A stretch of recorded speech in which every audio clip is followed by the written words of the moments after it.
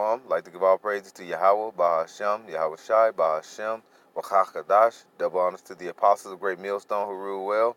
Peace and blessings to the Akim that is pushing this word in truth and sincerity. This is Amathia from the GMS Dallas camp. And just wanted to do a quick response. The Elder Apostle Rumlive, he did a video, said God do not interfere with human affairs. So with that, I just wanted to go into an account going into Moses and the actual, when he was talking with the burning bush. I wanted to go through it and show how Bashim Yahushai actually steps in and he interferes with the affairs of man. All right, okay, because there is nothing that's done on this world, and like you say, that the Lord do not have his hands in.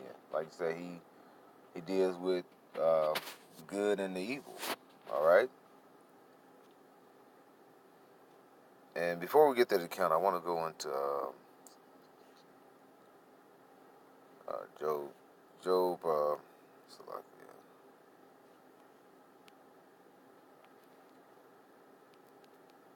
Job 33 and 14. It says, "For Yahweh speaketh once, yes, yea twice, yea man perceiveth not. In a dream, in a vision of the night, when deep sleep falleth upon men, and slumbering upon the bed, then he openeth the ears of men and sealeth their instructions, that he may withdraw man from his purpose and hide pride from man." Okay? Now, I wanted to go into that, but before we, that's just letting you know that the Lord, he steps in and while you're sleeping in your bed, you are giving instructions. So when you wake up and the thing you're doing through your daily lives, this is already written and paved the way for your daily lives. Okay. All right. So this is Exodus 3, and this is Moses when he out here and he basically is speaking with the burning bush. I'm going to start at verse 1. It says, "Now Moses kept the flock of Jethro, his father-in-law, the priest of Midian, and he led the flock to the backside of the desert, and came to the mountain of Yahweh, even to Horeb. And the angel of the Lord appeared unto him in a flame of fire out of the midst of a bush. And he looked, and behold, the bush burned without fire, and the bush was not consumed." All right. Now this is an account where he's stepping in to basically interact with mankind. So this is the Lord is stepping in he's stepping in to basically interfere with Moses and what he was doing. All right. And I can say he the Lord does whatever he wants. Okay. It's no one higher than the Most High. All right. That's why he's the most high power. Okay. All right. So this is verse 3. "Moses said, I will not turn aside and see this great sight, while the bush is not burnt." Okay. So that great sight, I actually wanted to get a scripture on, because we do see sights and wonders. This is Daniel 4 and 3. Now this is, Nebuchadnezzar had his dream, and Daniel in this chapter go in to interpret the dream for him. But going into this Daniel 4 and 3, it says, "How great are his signs, and how mighty are his wonders. His kingdom is an everlasting kingdom, and his dominion is from generation to generation." Okay, so how great is his signs? Now, if we go back into Exodus 3, this is a great sign that is brought to Moses, okay? The burning bush, but yet it is not consumed or burnt. It's not burnt up by the flame. So let's go to verse 4. It says, "And when the Lord saw that he turned aside and see, Yahweh called unto him out of the midst of the bush, and said, Moses, Moses. And he said, Here am I. And he said, Draw not nigh hither. Put off thy shoes from off thy feet, for this place whereon thou standest is holy ground. Moreover, he said, I am, I'm going to say it verbatim, I am God of thy father, and God of Abraham, and God of Isaac, and God of Jacob. And Moses hid his face, for he was afraid to look upon God. Okay? And that is the Most High God. That is Yahweh. Okay?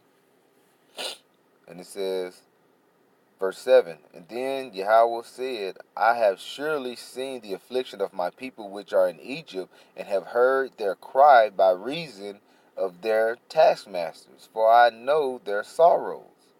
Okay? And I have come down to deliver them out of the hand of the Egyptians, and to bring them out of the land unto a good land, and a large, unto a land flowing with milk and honey, unto the place of the Canaanites, and the Hittites, and the Amorites, and the Perizzites, and the Hivites, and the Jebusites. So this is where Yahweh Bashim Yahushai, the Most High Power, Yahweh, is coming to intervene. All right, he's coming and he's letting Moses know that what he's about to do. Okay, and it says, now therefore behold, and cry of the children of Israel is come unto me, and I have also seen the oppression wherewith the Egyptian oppressed them. Okay. And how did and the Lord, he, like you say, nothing is not done unless the Lord gives the go ahead. Okay, when after Joseph, um, everybody, like you say, you can go to Exodus 1, and the Pharaoh that knew not Joseph, he basically said, hey, the people, the children of Israel are too much. Okay, they're growing abundantly. And what did he say? He wanted the midwife to kill off all the male children that were born. But yet they kept coming. You know what I'm saying? The midwives get there and they say, okay, hey, they already popped out. Okay, so we were abundant, so they put us in cold, hard slavery. All right, and try to keep us oppressed.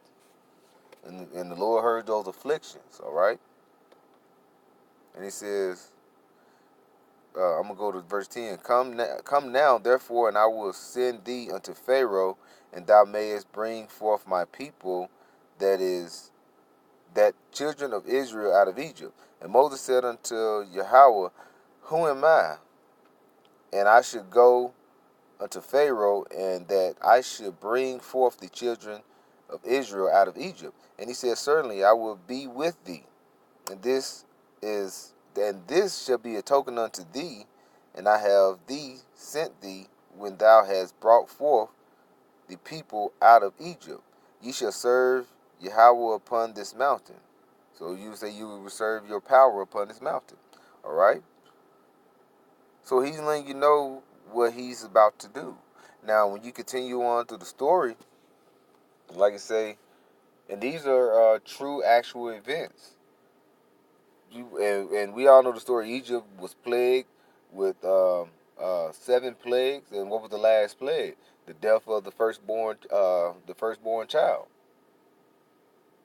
This is, and I was just saying, these are acts showing that how the Most High comes and He intervenes with the world of man. Okay, how He comes in and sets what He wants to have done at the time He wants this done. Okay. No ifs, ands, or buts about it, okay? What we do through our everyday lives is already preset through Yahweh Bashim Yahushai. And with that, I want to give all praise to Yahweh, Bahashem, Yahweh Shai, Bahashem, Rahakadash. Double honors to the apostles, the great millstone who rule well. Peace and blessings to the Akim, pushing his word in truth and sincerity. Shalom.